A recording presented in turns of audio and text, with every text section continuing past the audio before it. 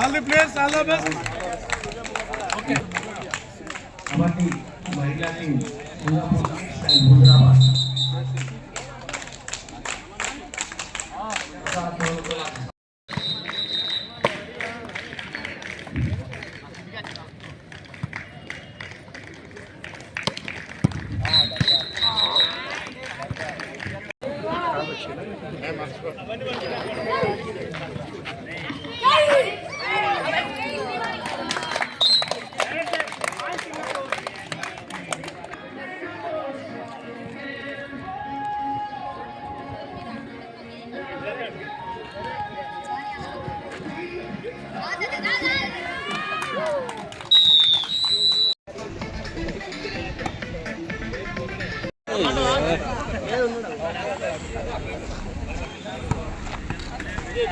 మనందరికీ తెలిసిందే.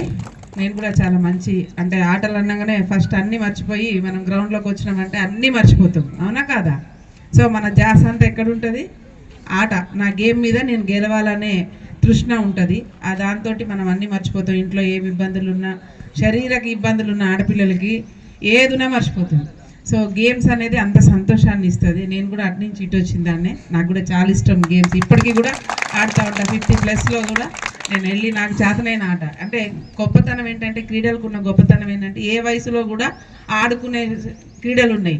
Indoor games ఉన్నాయి, అవుట్డోర్ గేమ్స్. అవుట్డోర్లో నేను వాలీబాల్ ఆడలేకపోవచ్చు, కానీ ఇండోర్లో కూర్చొని నేను టీటీ ఆడుకోవచ్చు, చెస్ ఆడుకోవచ్చు, క్యారమ్స్ ఆడుకోవచ్చు, ఇంకా చాలా రకాల మనకి గేమ్స్ అందుబాటులో ఉంటాయి. ఈ గేమ్స్లో మీ అందరూ తెలుసుకోవాల్సింది ఏంటంటే, మనకి గెలుపోవటములు ఏమేవో చెప్పినట్టు అసలు క్రీడల్లో మొదలైన పిల్లలందరికీ వచ్చేది లక్షణం ఏంటంటే, గొప్ప లక్షణం ఇక్కడ గెలిచినప్పుడు మనము ఎగిరిగా సంతోషం అయ్యటం, ఓడిపోయినప్పుడు మనము మానసికంగా కుంగిపోవడం అనేది రాకుండా అన్ని రకాల శక్తిని ఇస్తుంది సార్ ఇది. మానసికంగా చదువు మనకి, కాకపోతే ఇక్కడికి వచ్చిన చదువు నెగ్లెక్ట్ చేయొద్దు. చదువు క్రీడలు రెండు కూడా న్యాయంగా మనం పనిచేసినట్టయితే, ఒక ఎడ్ల బండి మనకి 2 చక్రాలు ఎట్లయితే అవసరమవుతాయో, మనం చదవడానికి 2 కళ్ళు ఎట్లయితే అవసరమవుతాయో, మన జీవితానికి క్రీడలు అండ్ చదువు రెండు కూడా అవసరమవుతాయి. కాబట్టి ఈ రెండింటిని బేస్ చేసుకొని మీరు ఇందులో నేర్చుకున్న అంటే ఈరోజు శారీరక దారుఢ్యం అనేది లేకుండా పోతుంది. అసలు స్కూల్స్లో గ్రౌండ్స్ లేని స్కూల్స్ ఎన్నో ప్రైవేట్ స్కూల్స్ ఉన్నాయి.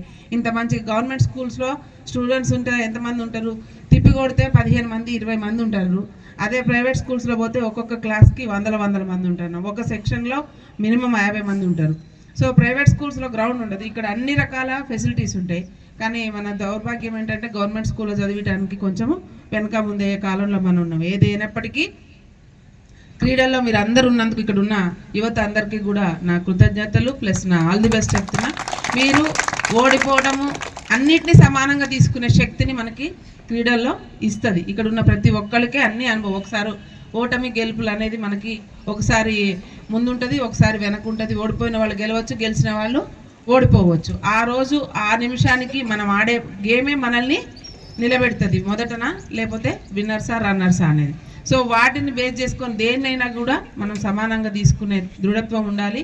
ఇందులో ఉన్నందుకు మీ అందరికీ నేను సంతోషపడేదంటే, చిన్న చిన్న వాటికి ఆత్మహత్యలు చేసుకుంటున్నారు ఈరోజు యువత. ఆ యువత ఎందుకు, నిన్నగాక మొన్న చూసిన ఒక వాట్సాప్లో నేను 5 years బాబు ఫోన్ ఎందుకు వాడుతున్నావు అని తండ్రి బెదిరిస్తే ఊరేసుకొని చనిపోతాడు. సో అట్లాంటివి రాకుండా మనకి ఏంటంటే, మనం ఫస్ట్ జీవితంలో గెలిసే, జీవితంలో నిలబడే శక్తిని మనకి క్రీడలు ఇస్తాయి.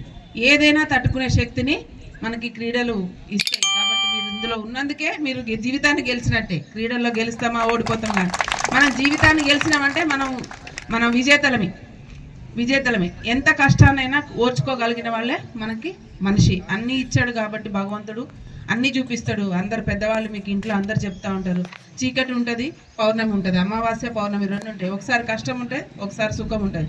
కష్టం ఉన్నప్పుడే సుఖం విలువ మనకు తెలుస్తుంది, ఓటమి ఉన్నప్పుడే మనకి గెలుపు విలువ తెలుస్తుంది. ఇది చదువులో కావచ్చు, క్రీడల్లో కావచ్చు. సో మీ అందరు కూడా రెండింటిని బేస్ చేసుకొని ముందుకు వెళ్ళాలని, బంగారు భవిష్యత్తు మీకు అందరికీ రావాలని, భగవంతుడు మీకు ఆయురారోగ్యాలు ఇస్తూ ఇదే విధంగా అన్ని క్రీడల్లో ఇంకా ఇప్పుడు ఇది అసెంబ్లీ సెషన్స్ వరకు ఈ అసెంబ్లీ స్థాయి అయిపోయిన తర్వాత కరీంనగర్ పార్లమెంట్లోకి పోయి హుజూరాబాద్ అసెంబ్లీ స్థాయిలో ఉన్న యువతకు మంచి ప్రైజెస్ రావాలని, ఫస్ట్ ప్లేసెస్ ఎక్కువగా రావాలని కోరుకుంటూ